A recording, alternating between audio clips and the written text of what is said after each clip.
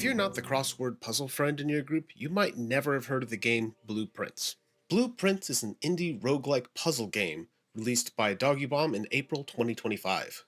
The plot of the game is simple. You, a 14-year-old boy named Simon, have inherited your great uncle's estate if you can find the 46th room. Sounds easy enough, right? Well, the mansion deconstructs every night, requiring you to assemble the rooms drawn from a deck, creating winding passageways as you try to find your way through. Some rooms might require gems to play or keys to unlock, and as you navigate through the house, you'll find strange notes and hints that something is not quite as it seems. As you progress and solve these puzzles, it gets easier and easier to get closer and eventually to the 46th room. We here at Biscuit Wolf have been obsessed with this game, and it spawned a lot of ideas about things you can learn from and take to your gaming table, from great puzzle design to getting players invested in your world lore. So we're going to do a deep dive into this weird little game. Now naturally there will be some spoilers, so we're going to try and keep it to the early game as best we can. At first, blueprints and tabletop RPGs seem to be unlikely bedfellows.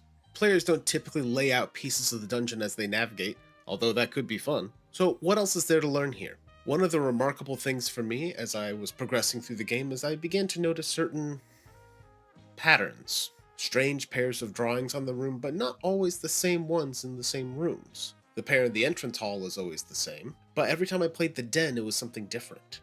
Knowing there was likely some puzzle to it, even if I didn't have the answers yet, drove a sense of discovery.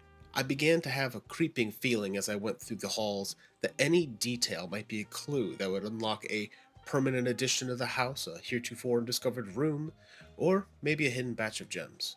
It kept me engaged and taking extremely detailed notes. The game is not secretive about this either. There's several fourth wall breaking memos early on that expressly tell you, the player, to keep a physical notebook and pencil ready. One of the first things I took note of was the distribution of puzzles. There are two types of puzzles in Blueprints: single room puzzles and house-wide puzzles. The single room puzzles, such as the billiards room, the parlor room, or any of the safes, can be solved with only what's in the room itself. In exchange, the rewards are useful, but small.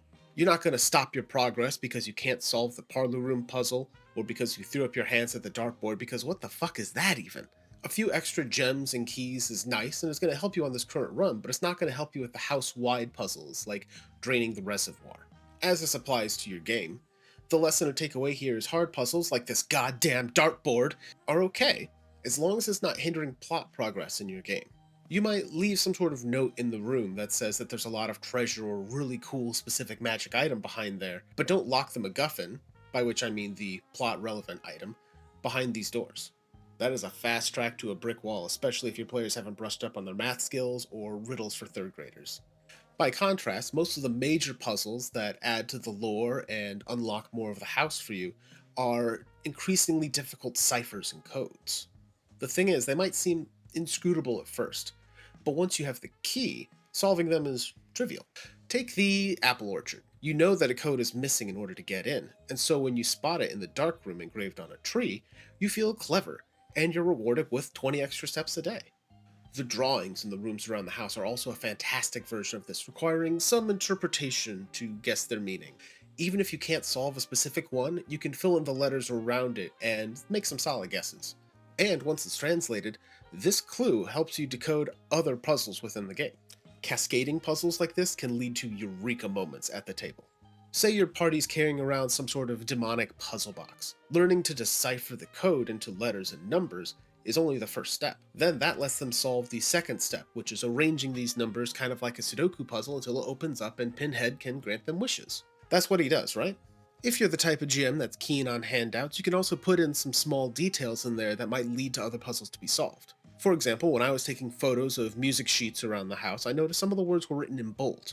Reading the bolder words in order revealed a secret message, which in turn revealed another secret message, which in turn revealed a hidden location with treasure. This is a clear clue in a game like Blueprints because of the setting in which we found it, a game of puzzles and codes. Taken out of that context, it's very likely a group might overlook it, thinking it's a misprint or just a point of emphasis. Providing the context to look for clues is important. Knowing that a wizard loved puzzles or left behind clues for his apprentice might be enough to get your players to notice that bolded type is maybe a hint.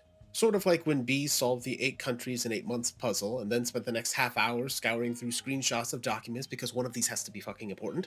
Codes and ciphers like this are one of my favorite things to lock plot elements behind. You can tease players with partial reveals, giving a sense of progress, but most importantly, there is a clear, definitive answer. Riddles might be too hard, stopping a session in its tracks, or too easy. The players blow right past it, or maybe it's something they've just heard before. If you're writing your own, there may be additional, very reasonable answers you didn't expect.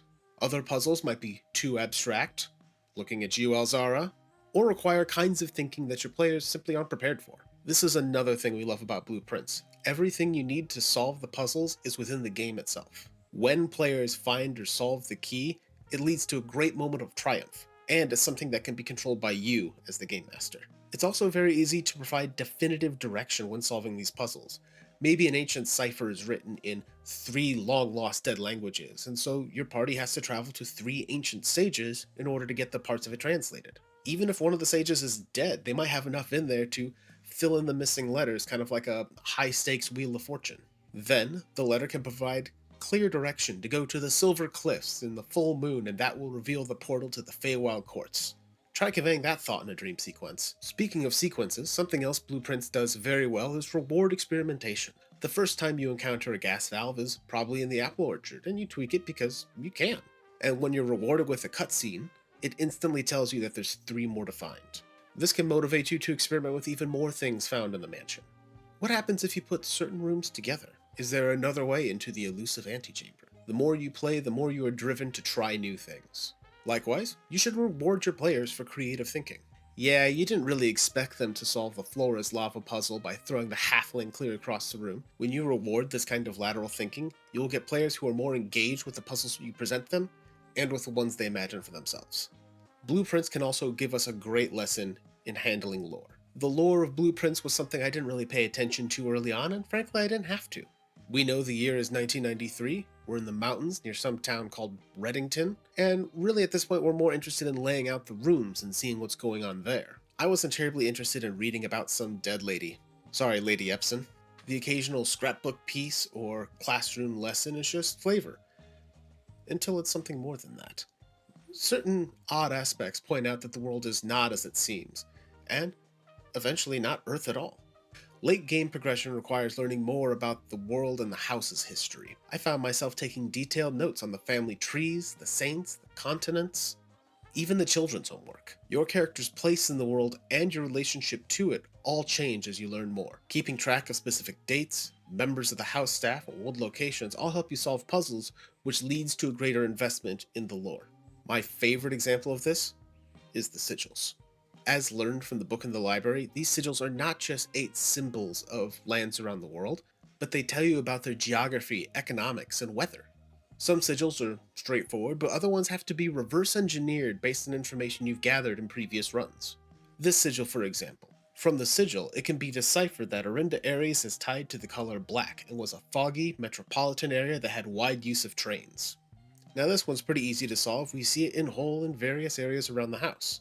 However, later, assembling the Sigil of Nuance requires a lot more work and interpretation, including figuring out how to receive mail from a helpful former employee, and then translating that through the Sigil code in order to create something that's never otherwise seen in the game. Using information about the world to solve puzzles is a fantastic way to get players invested in your world.